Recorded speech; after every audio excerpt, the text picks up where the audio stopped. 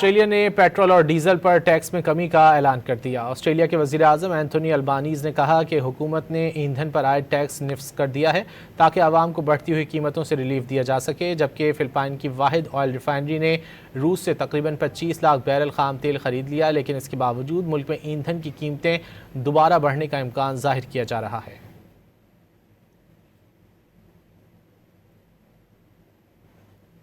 Australia ने petrol और diesel पर टैक्स में कमी का ऐलान कर दिया। ऑस्ट्रेलिया के वज़ीर आज़म एंथोनी अल्बानीज़ ने कहा कि हुकूमत ने ईंधन पर आयद टैक्स निफ्स कर दिया है ताकि आवाम को बढ़ती हुई कीमतों से रिलीफ दिया जा सके, जबकि फ़िलिपाइन की वाहिद ऑयल रिफाइनरी ने रूस से तकरीबन 25 लाख बैरल खाम तेल खरीद लिया, लेकिन इसके बावजूद मुल्क में ईंधन की कीमतें दोबारा बढ़ने का इम्कान जाहिर किया जा रहा है।